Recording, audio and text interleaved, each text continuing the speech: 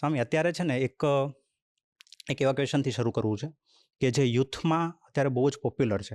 એટલે ઘણા લોકો આ કોટ કરતા હોય છે સોશિયલ મીડિયામાં ને એના દ્વારા, કે અત્યારે ભગવાન સાકાર છે, નિરાકાર છે, ધર્મમાં તમે માનો છો કે નથી માનતા. આ જ્યારે વાત અને આ જ્યારે ડિસ્કશન યુવાઓ વચ્ચે થતી હોય છે ને, ત્યારે એ લોકો અત્યારે એક નવું સ્ટેટમેન્ટ આપતા હોય છે. આમ ટ્રેન્ડ બની ગયો છે કે I am not a religious but I am a spiritual, આવું કહેતા હોય છે.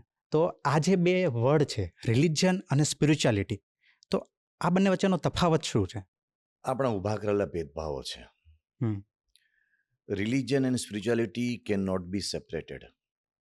Okay.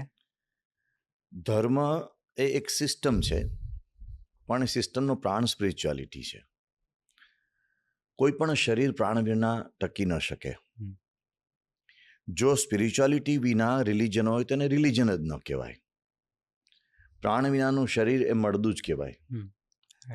M spirituality is a core soul of religion. સમજવા જેવી બાબત એ છે કે આપણને પશ્ચિમની દુનિયાના લોકોએ આ શબ્દો આપ્યા. આપણે ત્યાં ધર્મ અને અધ્યાત્મ બે એક જ હતા. પશ્ચિમની દુનિયામાં ઓર્ગેનાઇઝડ રિલિજિયન એટલે કે જેમાં એક હાયરાર્કી હોય, પદ્ધતિ હોય. સૌથી ઉપર એક વ્યક્તિ બેઠા છે, એના પછી બીજા બેઠા છે, એના ઉપર ત્રીજા બેઠા છે. એક હાયરાર્કી જેમ કોર્પોરેટ કલ્ચરમાં હોય છે, જેમ સંસ્થાકીય બંધારણોમાં હોય છે, એને એ લોકોએ ઓર્ગેનાઇઝડ રિલિજન એમ વ્યાખ્યા કરીને એને રિલિજન કહી દીધો. અને આધ્યાત્મિકતા એ માત્ર બિલીફ થઈ. તમારી શ્રદ્ધા, તમે માનો મનથી જે પણ માનો. એક ભગવાનમાં હું માનું છું, પણ હું કોઈ સિસ્ટમમાં માનતો નથી. એવી રીતે એક ગલત ફહેમી આજકાલ આ ફેલાઈ રહી છે. પણ વિધાઉટ સિસ્ટમ તમે સસ્ટેન જ ન થઈ શકો. હું ખાલી સ્પિરિચ્યુઅલ છું એમ જેમણે કહ્યું છે, એમણે ક્યાંક ને ક્યાંક કોઈ સિસ્ટમ ઊભી કરી છે. ઓકે. ઉદાહરણ તરીકે એક સમયે ભગવાન બુદ્ધે મૂર્તિ પૂજાની જરૂર નથી, સર્વમ શૂન્યમ શૂન્યમ સર્વમ ક્ષણિકમ ક્ષણિકમ એમ કહીને એક અલગ વિચાર આપ્યો. પરંતુ આપ જુઓ છો આજે દુનિયામાં સૌથી મોટામાં મોટી મૂર્તિઓ બુદ્ધની છે. દુનિયામાં સૌથી કિંમતીમાં કિંમતી મૂર્તિ બુદ્ધની છે.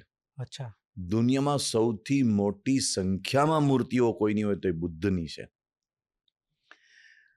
ક્રિસ્ટલ બુદ્ધા થાઈલેન્ડમાં છે. એની કિંમત આંકી શકે એવો આ પૃથ્વી પર કોઈ જીવતો નથી, એટલી કોસ્ટલી એ છે. દુનિયાની સૌથી ઊંચામાં ઊંચી કોઈ રિલિજિયસ લીડરની મૂર્તિ હોય તો શાંઘાઈ પાસે ચાઇનામાં વુક્સી કરીને જગ્યા છે, બુદ્ધની ઊભી મૂર્તિ છે. એ કમ્યુનિસ્ટ કન્ટ્રી છે, પણ બુદ્ધની ઊંચામાં ઊંચી મૂર્તિ ત્યાં છે. ચેંગડુ છે, બુદ્ધની ઊંચામાં ઊંચી પથ્થરમાંથી કંડારેલી મૂર્તિઓ છે. અફઘાનિસ્તાનમાં બામિયાનમાં બુદ્ધની ઊંચામાં ઊંચી મૂર્તિઓ છે. તો હું કહેવાય જતો તો સિસ્ટમ, રિલિજન. એક વખત ના પાડવામાં આવે કે નો રિલિજન ઇઝ રિક્વાયર્ડ. એમણે પોતે જ ના પાડી હતી. એમણે જ કહ્યું સર્વમ શૂન્યમ શૂન્યમ. પણ જુઓ, નથી ચાલતું એના વિના. એટલે જે લોકો એમ કહે છે કે હું ખાલી સ્પિરિચ્યુઆલિટીમાં માનતો, એ સસ્ટેન જ ન થઈ શકે. એને એક સિસ્ટમમાં આવવું જ પડે છે. સુનર ઓર લેટર, કાં તો એ પોતે જ સિસ્ટમ બની જાય છે સમટાઈમ્સ. એટલે એ એક હકીકત છે, ઇતિહાસ છે. તો ધર્મ અને સ્પિરિચ્યુઆલિટીને જુદા પાડવાની કોઈ દિવસ ચેષ્ટા એ તાર્કિક અને બૌદ્ધિક નથી. એ માત્ર ને માત્ર એક બુદ્ધિશાળી હોવાનો દેખાવ છે, પણ એ એવું નથી. હકીકતે જુદા જ ન પાડી શકાય. હા, રાઈટ. ઘણી વાર એવું હોય ને કે કોઈ કામ કોઈ કોટ કરે છે, કોઈ વાત કરે છે, તો એના બધાને એવું હોય કે તર્ક કરવા જોઈએ. તો ઘણી વાર આ પણ એનો મુદ્દો બની જતો હોય છે. હા, સાચી વાત છે. હું એક એમાં ઉદાહરણ આપું કે આપણે ત્યાં વૈદિક સમયની અંદર યજ્ઞો થતા હતા. તો ઋગ્વેદ એ મંત્ર પ્રધાન શાસ્ત્ર છે, સૂક્ત પ્રધાન શાસ્ત્ર છે. જેમાં ઋગ્વેદની અંદર દાખલા તરીકે પુરુષ સૂક્ત છે, જેમાં એક સહસ શીર્ષા પુરુષ સહસ્રાક્ષ સહસ્રપાત સ ભૂમિગુમ સર્વંતસ્પ્રતવા ત્યતિષ્ઠત દશાંગુલ્લમ એમ કહીને હજારો મસ્તકવાળા પરમાત્માની સ્તુતિ કરવામાં આવી છે. શાંતિ પાઠ, એક શાંતિ માટેની સ્તુતિ કરવામાં આવી છે. તો એ સ્તુતિ પ્રધાન કે મંત્ર પ્રધાન ઋગ્વેદમાંથી ધીમે ધીમે યજુર્વેદ તરફ જ્યારે સમાજ આગળ વધ્યો ત્યારે યજ્ઞ પ્રધાન સંસ્કૃતિ બની. એટલે વિધિ વિધાનો આવ્યા, બધા રિચ્યુઅલ્સ આવ્યા.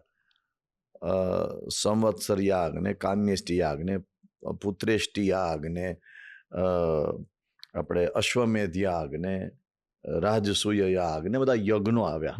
યજ્ઞોના પણ કેટલા બધા પ્રકારો થયા. ત્યાર પછી ઉપનિષદો આવ્યા. એટલે ઋગ્વેદ, યજુર્વેદ, સામવેદ, અથર્વેદ, એની સાથે સાથે વેદનો ભાગ આવ્યો વેદાંત, ઉપનિષદ. ઉપનિષદમાં માત્ર ને માત્ર આત્મચિંતનની વાતો, પરમાત્મા ચિંતનની વાતો, જગત વિશેના વિચારો છે કે જગત સાચું ખોટું એ બધા વિચારો છે. હવે you can not separate Rigveda and Upanishad, you can not separate Yajurveda and Upanishad, you can not separate Samaveda and Upanishad. બધા એકબીજાના એક સાથે સંકળાયેલા ભાગો છે.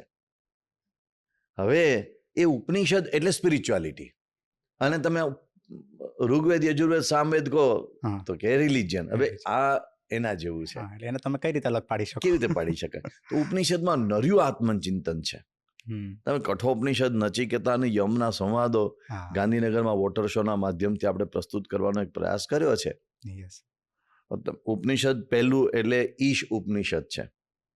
એમાં ઈશ ઉપનિષદ એ 18 જ મંત્રનો છે. It is one of the smallest Upanishads. આમ તો 108 ઉપનિષદની વાત કરે છે, પણ 10 ઉપનિષદ મુખ્ય ગણાય છે. એ 10માં પણ ઈશ ઉપનિષદ, ઈશોપનિષદ કહે છે, એ નાનામાં નાનું ઉપનિષદ છે. એના પછી બીજું માંડુક્ય ઉપનિષદ ને મુંડક ઉપનિષદ, એ બધા 10 ઉપનિષદો છે બધા. પણ નાનામાં નાનું માત્ર 18 મંત્રનો ઉપનિષદ છે.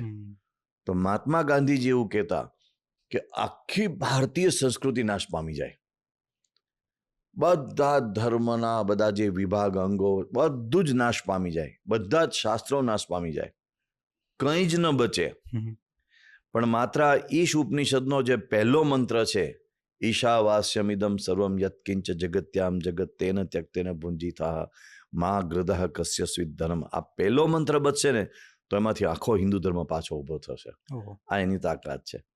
હવે એ હિન્દુ ધર્મ, આ પહેલા મંત્રમાં સ્પિરિચ્યુઆલિટી આવી ગઈ, રિલિજન આવી ગયો, નીતિ નિયમો. આમાં નીતિ નિયમો છે, આમાં ચિંતન પણ છે, પરમાત્મા ચિંતન પણ છે. તો આ એક આપણી એક મહાન પરંપરા છે કે જ્યાં અધ્યાત્મ અને ધર્મ બેને ક્યારેય જુદા પડી શકાયા નથી. રાઈટ.